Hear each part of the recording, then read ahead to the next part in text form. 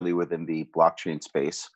And when I said I've got a good gauge, attending a conference where there were about 80,000 people in attendance and attending their one music and blockchain conference, how many people would you imagine would attend a blockchain panel amongst 80,000 people? Any guess? Any numbers? It was a Yes, blockchain at NAM. Blockchain at NAM. one. Blockchain Less at than NAM. 80,000. I want to say standing room only. Chairs and standing room, but yeah, until they filled the room to capacity. Yes. That's a positive sign. I'll say that there were 30 people that attended. About 30 people, and the vast majority of the folks that were there had absolutely no idea what it was. Maybe 3 people in the room had a clue and were able to talk about the Ethereum or EOS and things like that. But when I was there, I addressed the panel, and I asked the panel, Nora, could you turn off your phone so we can hear the cash registers? Thank you. When during the panel, I addressed the panelists, and I asked them 2 questions. The first question was, has anyone successfully built a music streaming platform? To which the answer was no. And then the panelists got into a conversation of certain reasons why that hasn't happened. And one of the primary reasons that was brought up was the crypto winter and people losing their money over the last few months and not being able to get their projects to the finish line. That was one aspect. The second question I'd asked the room was that if anyone has successfully built out a ticketing platform, to which I received the same answer. Nobody has yet been able to do it. To that extent, there was added conversation around the difficulty of being able to on a programming level, what would be needed to create that successful venture, particularly in the attacking the secondary market. So intel that I already knew, but it was good receiving that confirmation from the panelists that were there. 2 of the 3 panelists that were there, I'm in contact with now, and we'll be arranging meetings for Mr. Meredith and I to have conversations with, as one of them had received a whole lot of investment money and was in the beginning process of putting together some interesting projects on their ecosystem. And yeah, that's the very, very, very basic report of how things went over there. Yeah, people, we're so ensconced in this, but so I'll give you. So I was at my endocrinologist yesterday, and he's pretty up on all the latest tech, and he's telling me he's got patients building their own closed loop insulin pump systems on Raspberry Pis and all this. So he's not a stranger to technology. And at some point I said, yeah, well, I work for this blockchain company. And he goes, oh, blockchain. I understood that for about 2 seconds and I just don't get it. So, just even, smart techie people out there just have no clue what we're doing. So anyway, I'm not surprised of the lack of understanding of what we're trying to do. Yeah, I think end of the day, when I speak to people that don't know about it, it's not even about what the name of the technology is.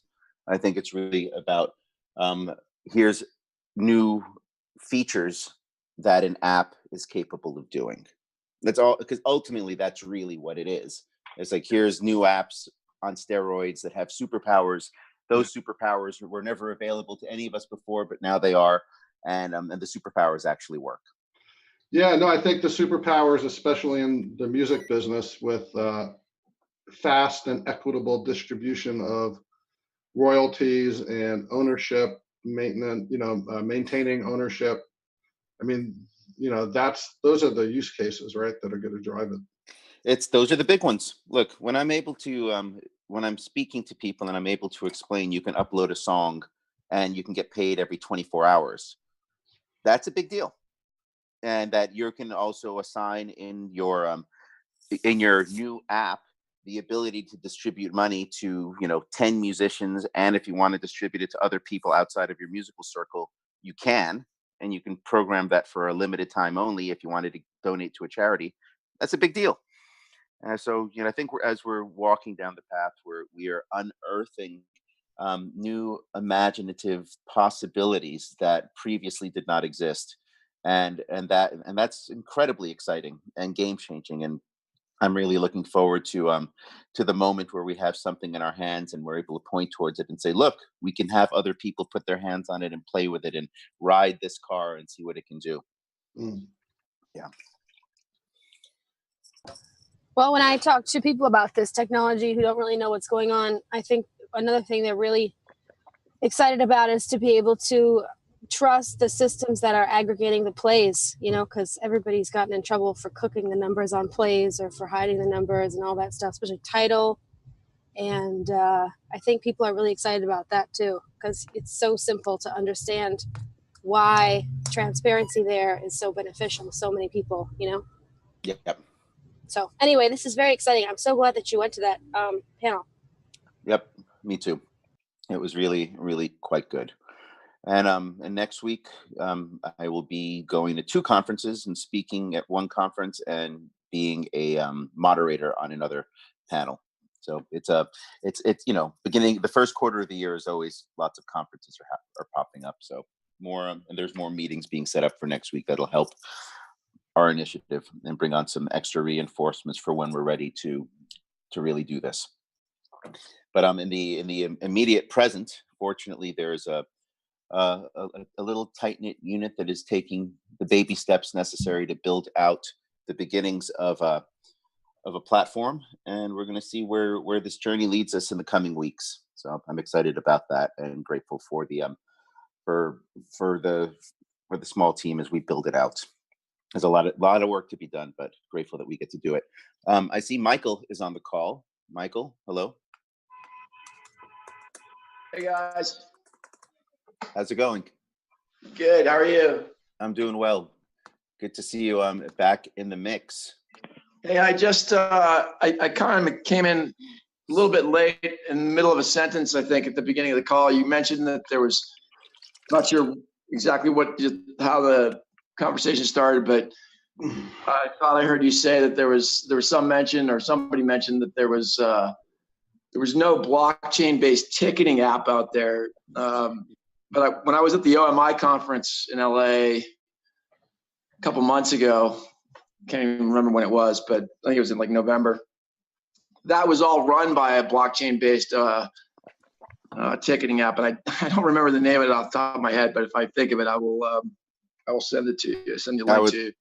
It was pretty good. It had when I went to check in, it didn't actually work, but they seemed like they were pretty far along with it. Great. Yeah, I'd be curious to see which one it was. There's about 15.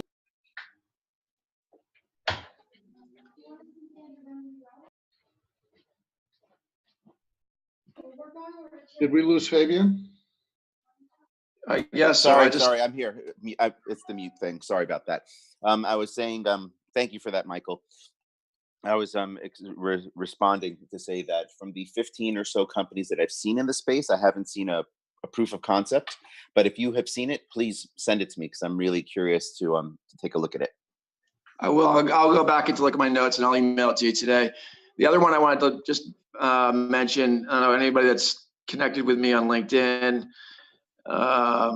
Pascal Guillaume, who's a multi-platinum producer, just launched. Well, actually launched it about 4 or 5 months ago, called Music Coin. You guys seen that? I have. Yeah, that was. I mean, that's pretty good. Definitely something to aim for. Is it? I mean, is the platform working? Yeah, it's live. All right. I am going to check it out. What is it called? What's really interesting to me is Music Coin. Is it a .com? Sorry. I think it's .io. I looked at it last week. Yeah. What's interesting to me is Singular DTV just rebranded, and they released their music application. One of the community members in our chain's Discord channel posted the application. I mean, to me, the way I look at it, it's kind of about time because they raised their money in 2016. So Um, but I'm pretty sure someone's already done the analysis, and the music's actually off chain. So yeah, people can spin up their own tokens and sell their music, and you can, but it's still not happening on chain. As far as I mean, I haven't looked in their architecture, but that's what I've heard. Yeah, I think that's another good point, though. There's no reason, just because somebody's in the space doesn't really mean anything. I mean, I agree. Take your time and bring craft to it, build the good thing, and just that's always the approach. I mean, so what if somebody else is out there doing it? Agreed. I 100% agree with you on that, especially as it's so early in the space. Yeah, exactly. I mean, I remember back in back in the beginning days of the internet, back in the 1990s, when Amazon was starting, and there was what was that? CD Now. There was a website called CD Now, which was the first. CD Now being the first website to sell music, and then there was Amazon only selling books, and of course Barnes and Nobles was at that time dominating the sales of books.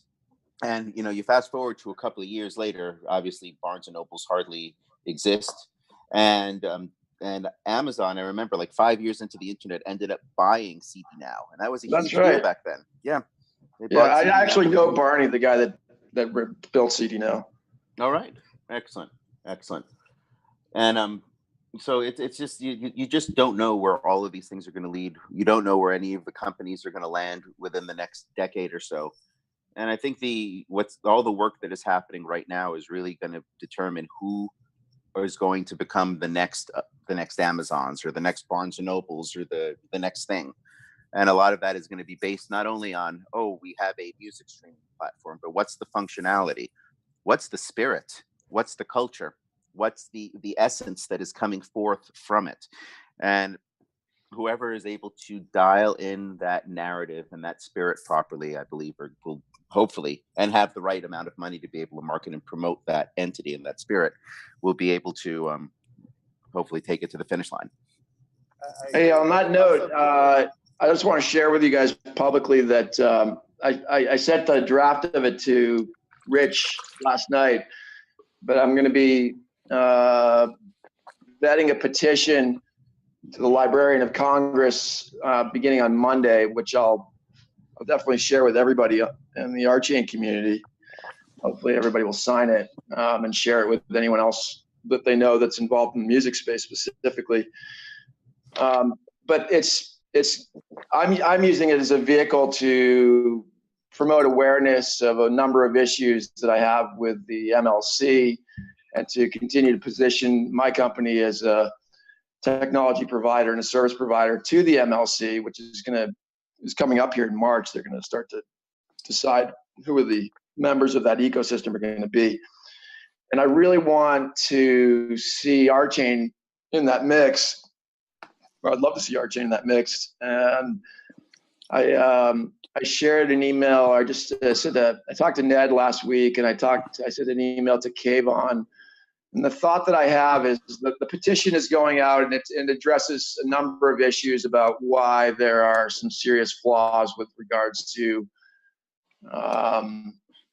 how the sound exchange collection system works, and the proposed board structure of the MLC and the MMA, with regards to black box funds and how those funds are generated and how they revert back to the big three publishers. Now this is all, and so in my next clearly intended breadcrumb to pick up is the creation of a song registry, which I'm calling thereg.io. And what I would like to see this. Oh, sorry guys. I'm getting some feedback there. That's me. Okay.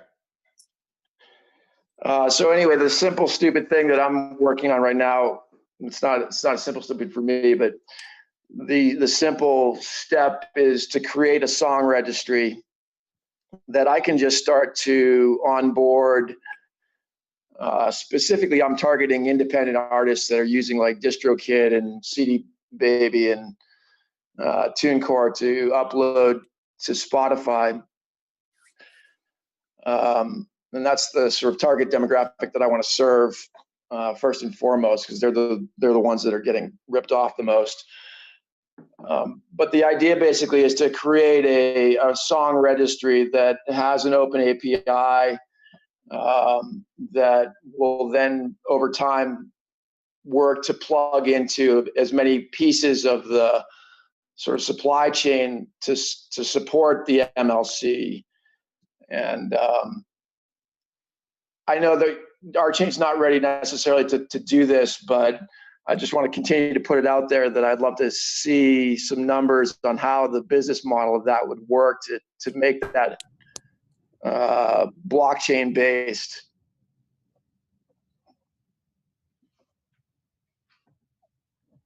Michael, we've lost you. Yeah, that was it. That's all I got. Okay. All right. So- I'd like to comment and say I'd love to have a separate conversation with you regarding the registry, as we are deep in exploration around how information will be consumed when artists are uploading their content. So we should have a separate conversation about that. Yeah, absolutely. Can you guys hear me? You're a little faint, Greg. Can you hear me?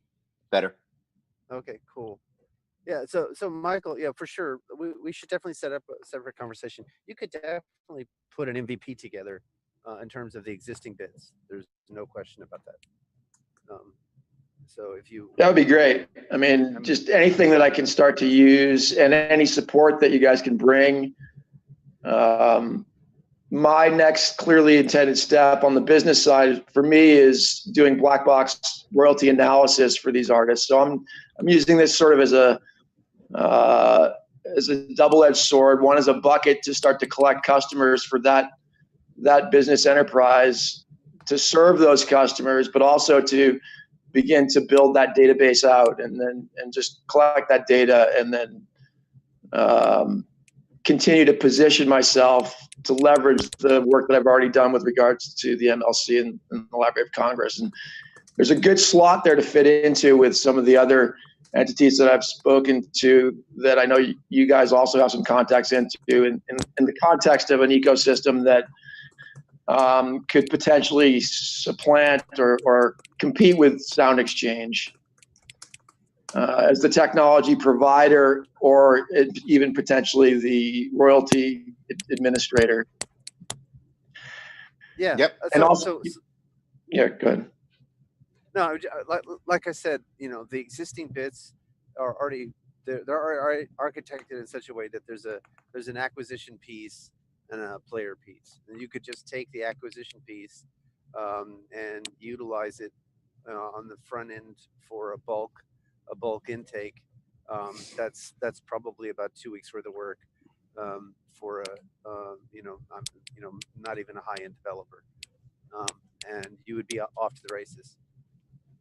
So if you want an MVP, you can get there in a very, very short period of time and be demonstrating this on top of the RSong platform. So more than happy to help you out with that. Yeah, I'd like to suggest that we probably have a separate conversation, dig into it, and see what we can create, because we are definitely in the space right now of discussing and exploring the intake of data and the intake of how an artist would enter that data, what data we are asking of them, and additionally creating a system that would be able to ingest tens of thousands, if not more, songs, and how that data comes along with those songs from other entities. I just posted in the chat one company that I will be meeting with next week that speaks to it, and the link to another company that I wrote to yesterday requesting a meeting that are specialists within this space of digital asset management and metadata. Perfect. That's great. That is one of the issues to me is scale, obviously, because right now we're talking about, thousands or tens of thousands, but as the entire industry grows and sort of fulfills its destiny of the mantra of growing to $100 billion annual industry, we're talking about tens of millions of songs and over time, and Yes. probably trillions of lines of code. Yes. Actually, no, I don't believe the lines of code scales with respect to the amount of assets that you manage. I really don't believe that. I think if you've done your job right, then Yeah, I can't hear you either. It's really low. How is that? Is that That's better? much better. Yeah, that's great. Okay, that's so weird. Okay, so what I was saying is that the lines of code don't scale in proportion to the number of bytes in your asset inventory. The right 100 lines of code still works whether you have 1,000 songs or 1,000,000 songs. Awesome. So, That's what I wanted to hear. Thank you for that. I also wanted to share with you guys, check out disco.ac. They're doing something super cool, and the ability to share playlists and migrate playlists across platforms. And I think there's some secret sauce there in terms of the way I'm thinking about approaching the song registry. And what you just shared, Greg, I think is also critical to why I see there's a successful opportunity to implement what the reg.io could be. In terms of servicing all of the different stakeholders, the publishers, the pros, the labels, the artists, the consumers, everything serving through, basically maybe what would be a super router. Yeah, this is good. I think this conversation also circles back to the conversation we were having before. First of all, I think if you look at cable TV, it's not like there's just one network or one service or anything like that. If you look at social media, it's not like there's just one social media outlet. People, a new social communication platform blooms every other month, right? And there's plenty of room for a Slack and a Facebook and a Discord and an Instagram and a Snapchat, and so we don't have to be worried about the fact that there's that there are going to be multiple parties. I think we have to assume that there are going to be multiple services, and some of them will compete, some of them will cooperate. And the most interesting thing is that you want that kind of differentiation of offering, right? Some of them, I don't know, might be differentiated because they offer a completely different audio experience. Some of them might be differentiated because they offer a completely different identity solution, right? Something that is somehow social or cool, and each of these different features are going to attract different crowds, different audiences. And so the thing that I think is really important is that the growth in this sector proves the point we've been trying to make, which is that this is one of the most natural places to go next with this technology. It's it's consensual validation of the value prop that we on this call we've all been talking about. Yeah, no question about it. I mean, competition is good. And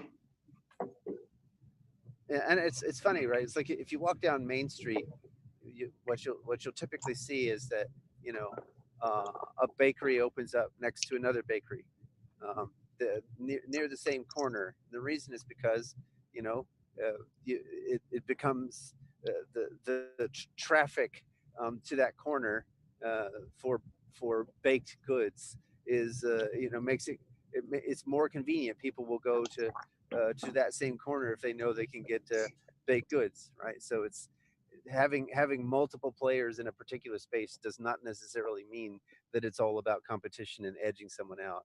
and I really think we need to move towards abundance thinking rather than scarcity thinking. Uh, Yeah, I as agree. fast as possible. No, that fits in really, well with the OMI initiative. Obviously, I mean, the open network concept is seemingly very, very encouraging. Yes, indeed, indeed.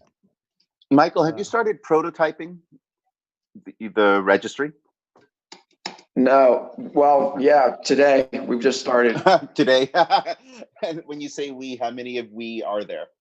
3. Okay, very good. Yeah, we should let's connect next week, because we've been building out something as well, a pretty long, extensive grid of what intake information we need to acquire in order to build out our own system. Great. I mean, I think that you can get bogged down. I know, some of the like Tune Registry, Di Bogan over at Tune Registry is collecting like 150 points, and they're coming from a very academic kind of orientation, with a holistic and preventative attitude towards creating a solution that attempts to gather all of the disparate data that is disparate by design across the multiple systems that are trying to talk to each other, which are not necessarily intended to talk to each other. As I see it, the solution is got to be the complexity has to be honored, and a holistic approach needs to be taken. But my intuition is that the appropriate solution will be some sort of Babelfish that allows each one of those disparate systems to connect into with its own protocols, and then come out with one sort of uniform. So like, asking somebody to, so the issue that I'm looking at, and I have been looking at over the last couple of weeks when I've been thinking about the registry, is especially specifically with regards to like marketing my black box analysis services to musicians who don't even know that there are such a thing as a black box, or necessarily what, even like Ned the other day, not to call you out here, Ned, but was like, what is royalty analysis? So when you start to ask somebody who is uploading his his song that his rhyme or whatever that he just did with a couple friends in the garage, or with the home recording equipment, using DistroKid, and you're suddenly confronted with ISRC codes and UPS codes and UPC codes, and you don't even know what those are. And the thing about DistroKid, like just for instance, that's they've done a good job at basically providing facility to the independent artists, but they're not necessarily capturing all the data that, say, the streaming service needs to not infringe or to accurately pay the royalty out. Not to say that the streaming service doesn't want to do that. It's actually cheaper for them to just pay the royalty, but sometimes they can't, because they just don't have the right information. So there's a balance between finding the right information or at the point of entry, capturing enough data that you can then follow up with more, comprehensive metadata. But trying to get somebody to register a lot of information, much of which they don't even know, especially with the independent artists, I think is a challenge that needs to be addressed from the point of providing as frictionless an experience, but capturing enough data to provide the service that you want to provide. I was having a conversation yesterday with a former VP of ASCAP. He worked at ASCAP for 30 years. And we got into the whole conversation around distribution of monies, how it's going to work on chain versus how it's currently working on Spotify. And and he asked me about the majors and all the big rock stars. I said, listen, the purpose of building out what a future music economy looks like. Granted, ASCAP, BMI, all the pros might not be needed for the bedroom producer, for the 16-year-old that's creating a track. For if I'm writing a song at home and I'm not intending to put it on radio, I'm not intending to do anything with it. At the very, very core of it, I just want my friends to hear the song. I'm not interested in IRC code. I'm not interested in ASCAP. I'm not interested in anything. My only intention is to put it up there. And if I can upload a song onto a platform and I could say, all right, I wrote the song with my buddy, here it is, and now my friends are listening to it, and we're both able to make a couple of dollars in the process of it, we're psyched, especially if you're a teenager. But and I believe the entry place for most musicians is going to be in that space. When we could recognize that what did they say? 77% of the monies that are being made in the music industry right now are being collected by 1% of the musicians in the world. Pretty staggering number. If we can remove that 1%, which essentially translated, we remove the Sony Universal artists out of the equation and focus on the larger pool of artists that are independent and control their masters. A handful of them, depending on how sophisticated they are and where they are in their careers, are either one going to say, I just want to put my songs up and I don't need any of the added things until, because this is the point that the game changes for a musician, until they start seeing, wow, 1 million people or 100,000 people or 10,000 people started listening to my song. And someone wrote me and says that they want my song so they could play it on the radio. And then there's traction. The next step in my mind is usually you got to get a pro involved to help collect on those royalties once your music is out in the world.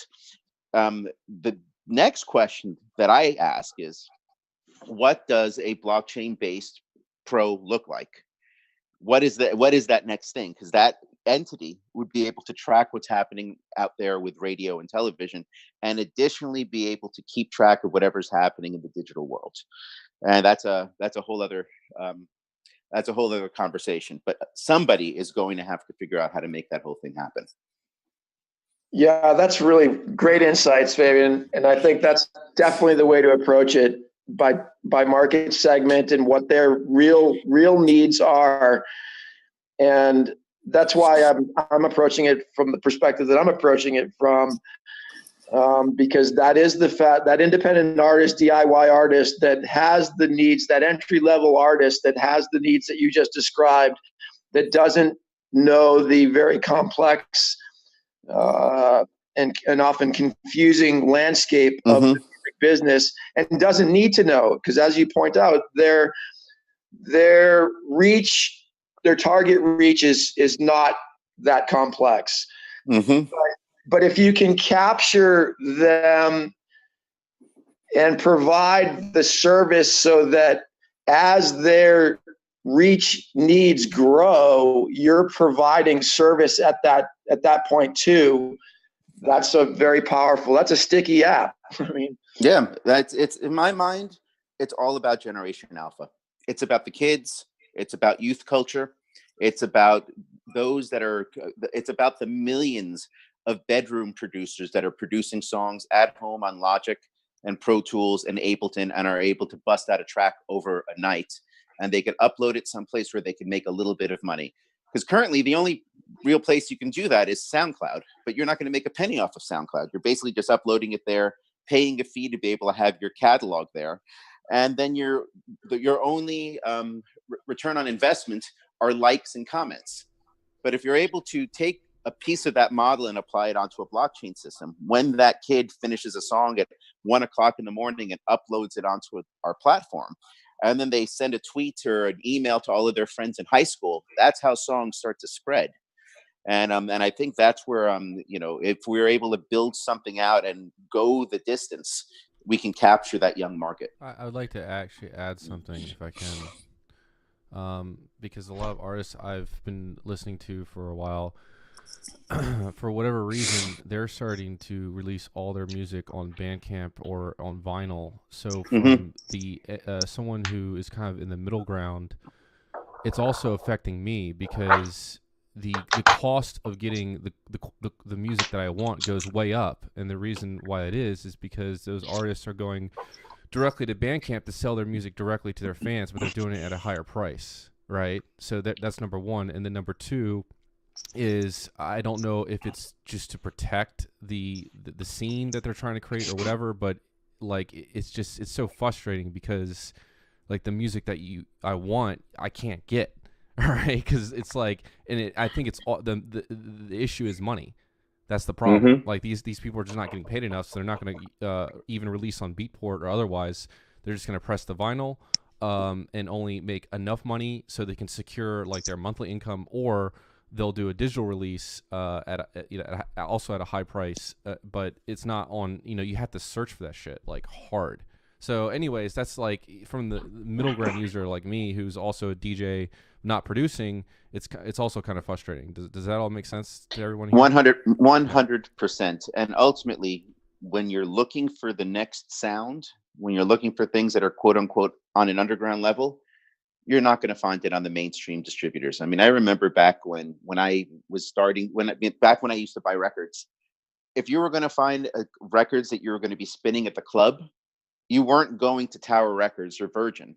You were going to the small mom and pop shops that specifically had albums that were not available in the big box retailers, because that's where the underground stuff was. And I think what you're speaking to, Christian, is specifically that.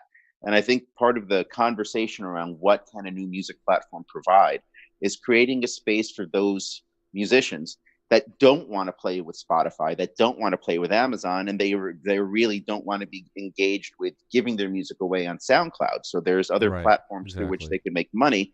And especially in the electronic music space, where artists are able to churn out a song really quickly, and they want to get that song out before the weekend so their other friends could DJ their tracks around the country or around the world.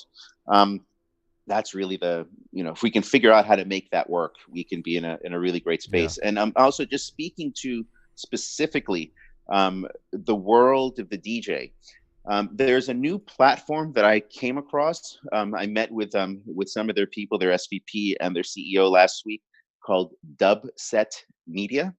And these cats have figured out something awesome. They are legally able to distribute DJ mixes, which are now on Spotify and on Apple Music.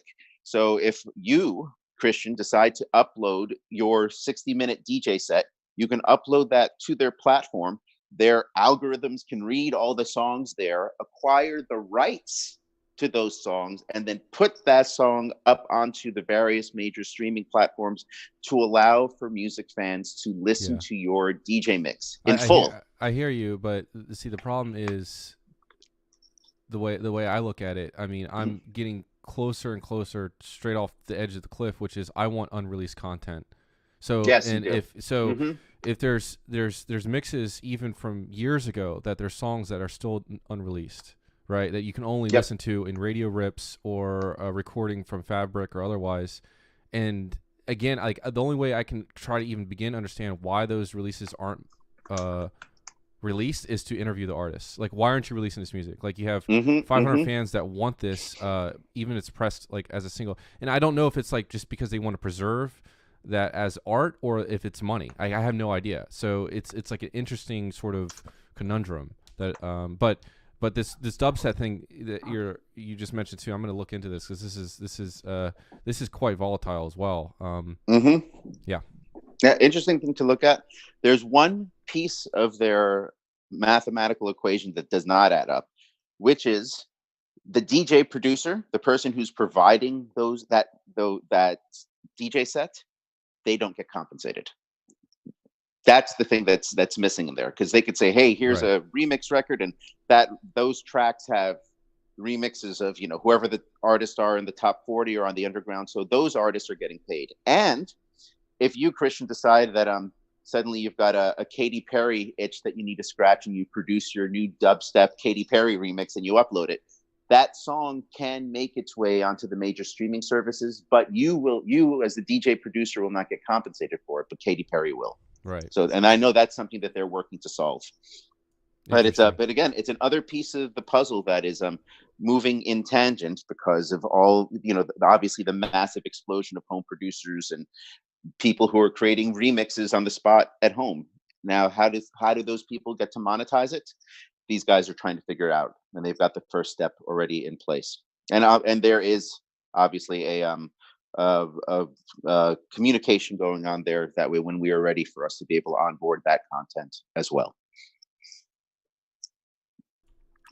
Very cool. Yeah. As we're, I'm really looking forward to digging in with Michael and figuring and seeing what you're thinking about over there, because a lot of my time this week, particularly over the last 7 days, has been around the world of metadata. It's something that has been regularly spoken about in this group over the last few months, and there are certain folks within our circle that are deep lovers of deep metadata. And in attending the conference last week, I went to a few metadata panels, which I've never done before. I went to the offices on Sunday of these folks that have the metadata platform that has been used by Universal and Sony for the last 10 plus years, and got a look under the hood of what their metadata system looks like. And there's another conversation to bring to the team after I move through next week. And this issue around metadata and depth of information is really what is going to inform and fuel the power of, number one, the platform that we're working towards building, but number two, the shareability of that information as to how that will help other platforms that are working towards making this fair, equitable music ecosystem built on chain that will ultimately fulfill its promise, hopefully within the next few years. But the race is on. It seems like there's a lot of folks that are working towards building it, and everything falls into what the strength of a team is and the focus of what it's working towards delivering. And I see that the otter loves metadata. Thanks, Kochmer. Greg, can I ask a quick question, technical question about Casper, if that's okay? Sure, if you want. Does the consensus in Casper use the longest chain consensus rule, or is consensus arrive differently? Because Bitcoin uses UTXO and the longest chain, right? It uses a fork choice rule that's derived from the Ghost fork choice rule. So it's a stake weighted longest chain, basically. Okay, so it still uses the longest chain as the consensus. Yeah. Okay, understood. Right. Okay, I just stake wanted. weighted, yeah. Yeah. Okay, got it.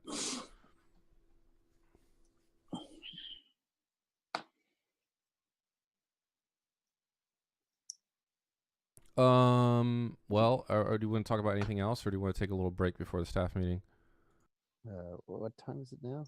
It is 15 past 9. Yep. Oh boy, a 15-minute break would be most appreciated. My calls began at 6 a.m. this morning. I could also just turn off the recording, you guys, and talk amongst yourself. That's also possible.